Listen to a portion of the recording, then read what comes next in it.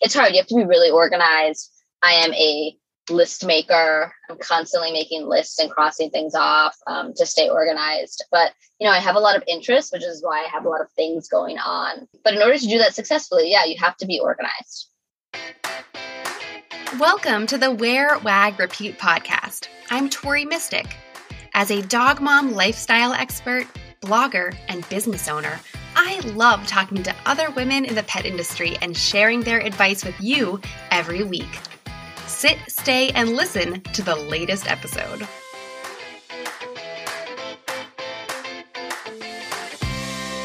In this episode, I am talking with fellow dog blogger Candy Pilar Godoy.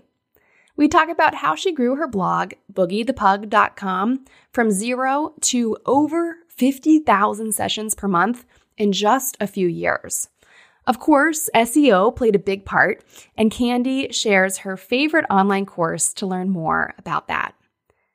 In addition to her blog, over the past couple of years, Candy started 2 new online dog lover communities on Instagram. One is Dogs of NYC, and the other is A History of Dogs. And it wasn't until recently that I realized that she ran A History of Dogs. It is one of my favorite accounts. And I was very surprised to learn in this interview that she's grown it to over 42,000 followers and counting without doing many reels.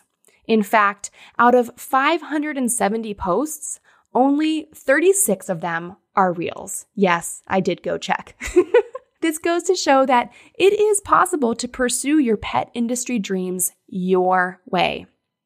This conversation with Candy shows that you can have great success building your own online community of dog lovers when you do what works for you, not what everyone else tells you to do. That is my favorite moral of any story. Just be yourself. If this resonates with you, please rate and review this podcast. On Apple Podcasts, I have over 100 reviews, and I would like to keep that party going. So go leave a quick review and send me a screenshot so I can thank you personally. You can tag me in a story, or you can DM it to me on Instagram at Wear, Wag, Repeat.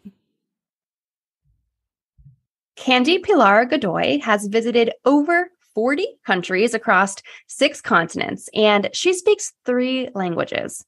She often travels with her dogs, Boogie and Marcello, and she writes about pet travel on her blog, boogieThePug.com. Candy also runs Dogs of NYC, a community all about dog-friendly New York City, and A History of Dogs, where she tells the stories of good dogs throughout history. And it's one of my favorite Instagram accounts. Candy currently lives in New York City with her 2 dogs, her cat Kitty, her partner, and their newborn little baby. Hi, Candy. Hi, Tori. How are you? I'm doing so good. I'm really excited to talk to you because I do admire everything you do online, and A History of Dogs truly is one of my favorite Instagram accounts. Oh, thank you so much. It's so nice to hear. So tell us a little bit, you do so many things, but where did it all start? Like, what was the first piece of this puzzle that has become a giant jigsaw? It started with my blog. I used to, once upon a time, work in photography production. So I traveled a lot for my work. And my partner, he's an anthropologist, so he traveled a lot. And we had our animals and we would bring them with us. We lived in Brazil for a bit. That's where we got our cat. We adopted our dogs both in New York. But, we were constantly bringing our pets with us. And I would always have people ask me, like, how are you traveling with your dogs? Like, how are you bringing them with you? How is it possible? And so one summer we were in Brazil for the summer, and I was bored, and I was like, I'm just going to start a blog. I'm going to write down like how I did it. And it all started from there. That was in 2017. Oh, wow. So it's not even that long ago that you started blogging. No, about 5 years. That's awesome. So you started blogging about how to travel with the dogs, and then it kind of expanded into like even more dog mom lifestyle stuff, like recipes and all kind of stuff, right? Yeah. I got more serious when the pandemic started because everyone was grounded. I couldn't really travel. I wasn't working much. And I was like, I don't have much to do right now. Let me try and focus on my blog. And it was great. It ended up being super great. I got onto Mediavine. I started evolving the blog to include more things. And that's how I got the idea for Dogs of NYC, because I'm a New York native. I know a lot about dog-friendly New York City. I was stuck in New York during the pandemic, and I was like, let me just see what I can do here. There's a lot of dogs in this city. Let's start a community. And that's evolved into like a pretty great Instagram page. Yeah. So what else? Okay. Okay. I'm trying to organize my train of thought here. So you've got Boogie the Pug, which is the blog, and Instagram too. Everything has an Instagram account. And then Dogs of NYC, you started an Instagram account, right? First. And then has it evolved into in-person meetups and community things? No, it's all online. And that's mostly because of the pandemic. Like, people weren't really meeting in person as much. So I've thought about maybe like doing stuff in person now that things are much better, but I just had a baby, and we'll see. Maybe down the line, that'll be something it evolves to. But for right now, it's all on Instagram. Okay. And then your third Instagram account, History of Dogs. When did you start that? I mean, I guess we're still in the pandemic, so it's still in the pandemic, but when did you start that? Right. That was another pandemic idea. I just love dogs and I love history. And there are so many crazy dog stories throughout history that people just don't know about. And so I was like, let me write about some of this. And I started to do it, and it's really taken off. It's my most successful Instagram page thus far. And it's also the youngest. I've only been doing it for less than 2 years now. I think about a year and a half. Yeah. And I just looked, it has like 42,000 followers, and it's, still a very relatively new account. Yeah. People love dogs. Yeah. So it's been good. And so it is like a micro blog, I guess I would call it, because there's not like a website for it, right? It's just the Instagram. Right. It's just the Instagram. I have, right now it's a hobby Instagram. I don't make any money off of a history of dogs, but I really hope that in the future, since it's so new, that it can develop into something else, maybe a book, maybe a website. I'm not sure. I haven't really thought it through. Right now, it's just still a hobby, and I'm still building the community for it. Yeah, I could see a lot of cool things. When you said book, then my mind jumped immediately to like one of those day of the year calendars where every day there's like a different dog in history. That'd be so cool. Oh, that'd be such a great idea. Yeah. The problem is that, and I have to look this up, I have to do some research on this, but some of the pictures are in the public domain that I share, but some are not, which is a little, I'd have to see what I can do around that. But yeah. It would be more complicated to like print it on a published thing. Right. Exactly. So I have some ideas for it, but as of now, it's just a hobby. Do you have a favorite story that you've shared on there? Yes. Well, there's a lot of favorites, but I think one that's really funny is a story that happened a couple years ago. There was a teddy bear exhibit at a museum in England. And, they had all of these like really old, vintage, expensive teddy bears. There was even a teddy bear that belonged to Elvis Presley that was on display. And they had a security guard that watched over, the exhibit because it was expensive. It was insured. These bears were like pretty valuable. And the security guard had a watchdog, a Doberman named Barney. And the security guard turned his back for a second, and Barney just went nuts. As you can imagine, I mean, come on, like a dog in a room full of stuffies, like I can't blame him, but he just destroyed all of these teddy bears, including the Elvis bear. I remember seeing that post, and it was hilarious. There's a lot of photos that go with it. and the destruction. And I can imagine this poor dog, the guard dog, went to work every night and was like, hold it together. You can do this. Don't freak out. And then one night he just couldn't take it anymore. There's just so many questions, because it's like, first of all, the security guard and the dog are standing there, and there's a picture of like the destruction. And it's like, who took this picture? Why did they take it? Like, whose idea was it to have dogs around stuffies? Why aren't these stuffies all behind glass cages or glass, Yeah, brain fart. boxes or something. Box, Yeah. yeah. There's just a lot of questions that go along with the story, but it's really funny. It's very funny. It reminds me of something some friends and I have been talking about lately. We've been sharing stories of our dogs being assholes. And that story would definitely fit into that category. Yeah. So there's so many good stories. I mean, another cool thing that I didn't even know as a New Yorker is that up until the late 90s, I believe, Macy's had guard dogs that lived in Macy's on the top floor and that would patrol the store at night. And I'm talking about the Macy's flagship store on 34th Street in New York City. So for years, they had dogs that just like lived in Macy's and that came out at night. That is so fascinating. That's like on such a different level. But my grandfather, he passed away maybe 5 or 6 years ago. He was just shy of 98 years old. So when he was growing up, which was 100 years ago, literally, his family owned a grocer, and their dog, they had a German Shepherd. I think it was named Prince or King or something like that. Or maybe they alternated. Every other dog was like Prince and King. And he guarded the grocery store every night, all night long. He just sat in front of the store. Crazy. Mm-hmm. Yeah. Different times. Yeah, for sure. For sure.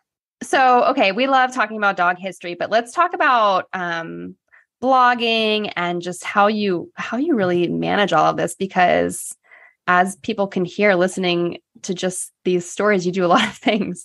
So how do you really, do you have any advice for people on how to multitask? Do you time block? How do you divide up your time of what you're going to invest in the blog versus the 2 different Instagram accounts? How do you multitask? This is like something that I have been working on for a while because I have so many things going on. I try to block out my time. So I'll say, okay, every Wednesday, I'm going to work on my blog. And I'll like dedicate a day or a section of the day to one thing that I'm working on. And so I'll have a goal for every week. Like I want to, for example, write 2 blog posts a week.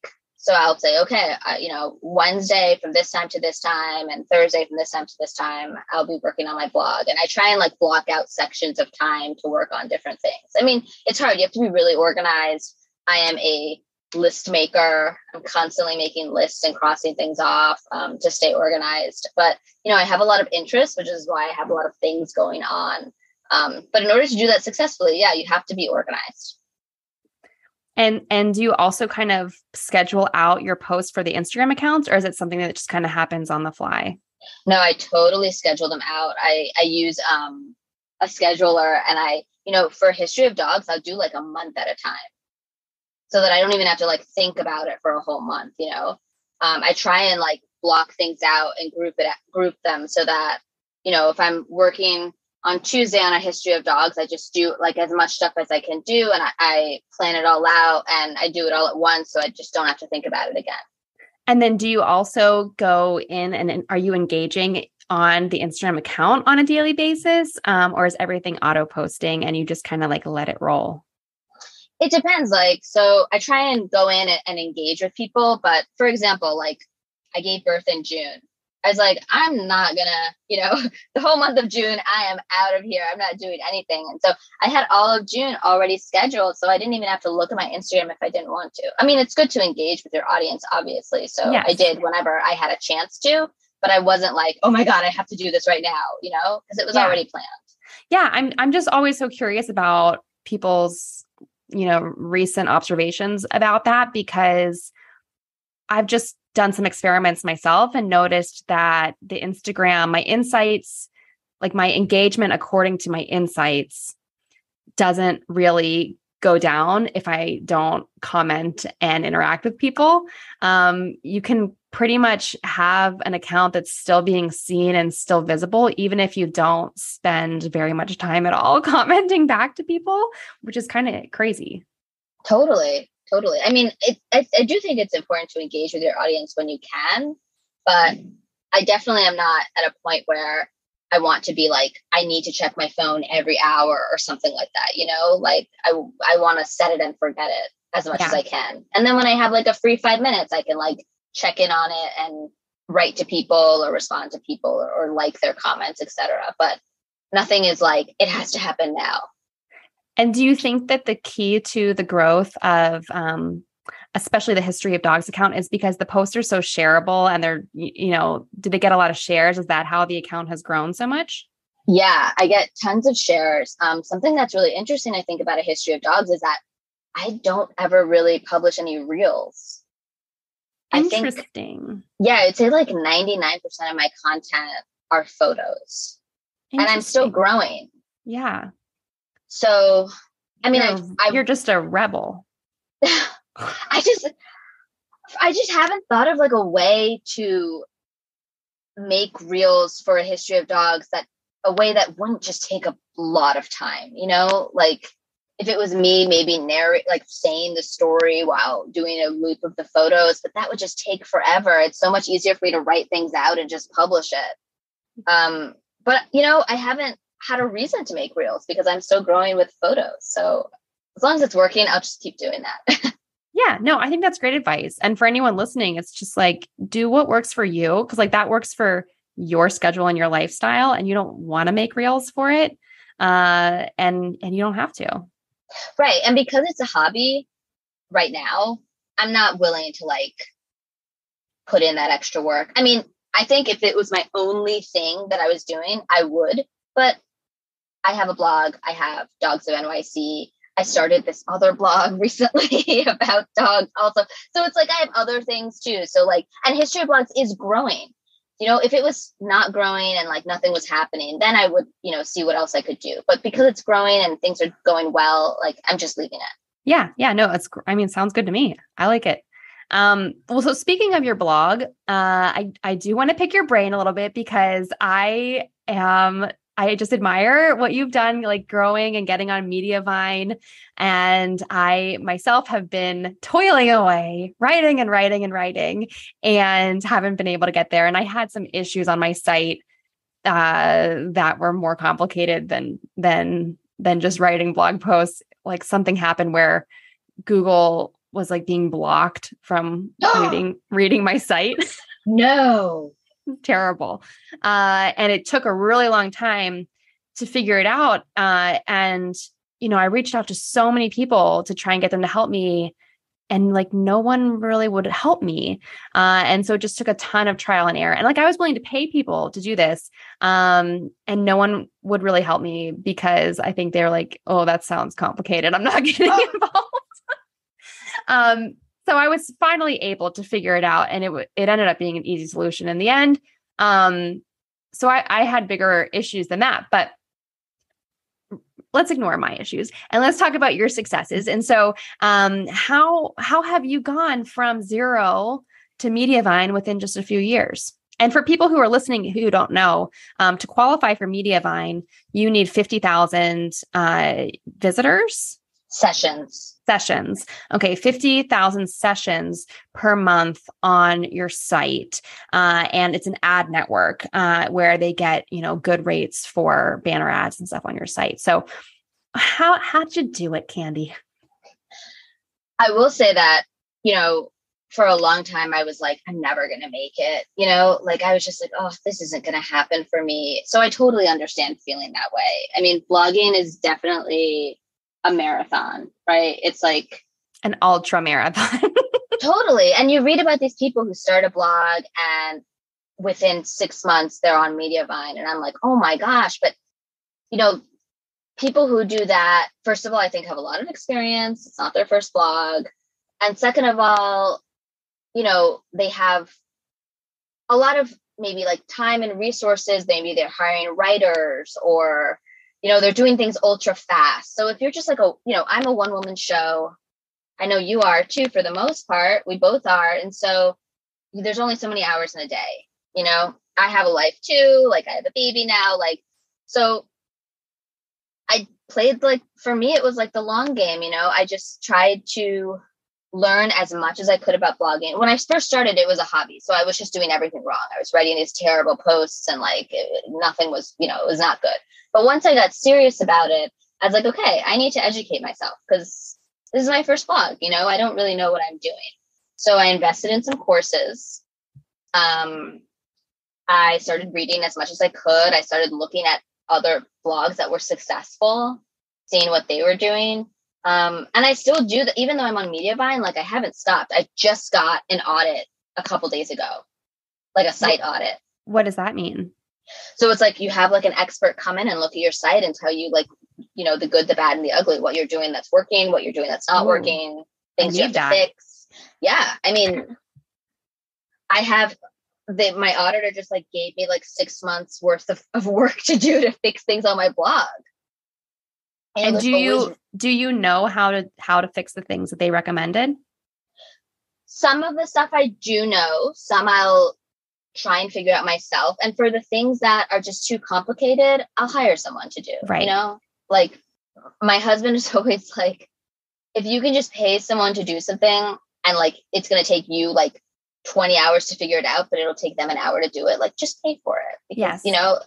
So like, I'm still learning. Especially with website stuff, because some of it, someone who has been doing this for years and has the experience, they can do it very quickly compared to, we would have to learn from scratch and it's maybe not worth it.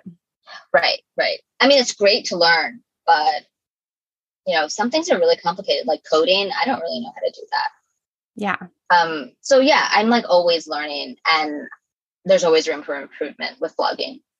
And so do you feel like the traffic that you were getting, was it organic traffic from Google, or were you getting a lot of traffic from Pinterest, or did you have a different strategy? Everything, or like not everything, but most of my traffic is organic. That's awesome. I concentrated heavily on SEO. So I get most of my traffic from Google. And, when I first started blogging, I was thinking like, oh, I'll get my traffic from Instagram, from my Instagram page, or, from a newsletter or something. Like, no, not at all. I know. Instagram is probably the worst traffic source. It's like way at the bottom of the list, at least for me. Same here. Yeah. So Instagram is good for building our communities, but it really doesn't drive traffic. So totally. It's part of the plan, but you just have to think about, if I wonder that myself sometimes. I was just thinking this today as I was saving all these Reels audios that I want to use. I was like, am I wasting my time doing all of this when I should be on my site blogging? If I really want to get on Mediavine, I should put all my time into that. So I don't know. What do you think? It's definitely a balancing act. And it's hard to know where to put your attention and invest your time. Like I'm kind of having the same thoughts about TikTok. I'm like, I know I should be getting into TikTok because that's the new thing. I mean, my nieces don't even have Instagram. They only have TikTok. So I'm like, oh, I should be doing that. But I don't have like the time and the desire. And so I think half of it is kind of like what you're comfortable with. And I think experimenting is important. Like I have experimented with TikTok. I've used it and stuff, but yeah, I don't know. It's definitely, it's difficult to figure out what's worthwhile and what's not. It is. Yeah. And you have to be kind of harsh. And I think, like you had someone come and audit your site. It's almost beneficial if someone who knows you, or you can poll your audience kind of and see like, ask them, like, what do you think is your favorite thing that I do? Is it the blog or the Instagram or TikTok or whatever? And then kind of give you some direction, I guess. And I don't even think people know all that I do. I'm so bad at advertising myself and my projects. And, I don't really show my face on Dogs of NYC. And I've never shown my face on A History of Dogs. And I use Boogie's Instagram just for fun. I don't really take it seriously. Yeah, it's tough. There's just so many hats you have to wear when you blog and you do social media and content creation. Oh yeah. Yeah. Well, so now that you do all these things, you've built these communities, you've built your site traffic. and I know you just started your blog in 2017, which is not that long ago, but if you could go back to maybe 2016 or 2017, what do you think you would tell yourself then? What would you have done differently? I would say, like, if you're serious about this and you want to do it, invest in yourself. Like if I had taken the courses that I took earlier, I would have gotten into Mediavine earlier. It takes Google, so you can't leave people hanging. What were the courses you took? Yeah. So I took a couple, but I'll say the one that really changed things for me and that was the most helpful is Stupid Simple SEO. Well, that's pretty clear. I've never heard of that, but it sounds appealing. It's a really great course. It really it broke things down in a really easy way that made things kind of click in my head. And I was finally like, oh, okay, I think I get it. And I think I can do this. SEO is very confusing to me. I don't know if it's because I think like you have and I have a creative brains, and it's just like SEO is very analytical and it's just hard for me. I think that's why finding a person / course that makes sense for you is important. You know what I mean? Like, I really love that course, but someone else maybe didn't, and maybe they really understood things with someone like a different course. There's just so many things out there, and so many people offer free things, like kind of as like a taste of what their course is like, so you can see like, oh, okay, like I get this person, I can understand them, I should invest in this. So if I could go back, I would be like, okay, start your education on blogs earlier. Yeah, no, I think that's great advice. I think a lot of bloggers would probably say that. Before we go, people love your dogs, Boogie and Marcelo. How did they come into your life? And you said you adopted them both in NYC? I did. So I got Boogie first. I adopted him from a rescue called Badass Brooklyn Animal Rescue in Brooklyn. And then when first I had Kitty, my cat. My partner and I found him as a stray cat in Brazil. When we got back to the States, we adopted Boogie. Then I was fostering for a couple years, and finally I decided to adopt a Chihuahua. And so we got Marcelo when he was 3.5.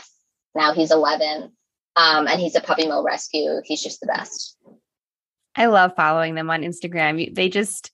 They're like just the like silver frosted senior dog. I know. It makes me so sad. I love it. I love it.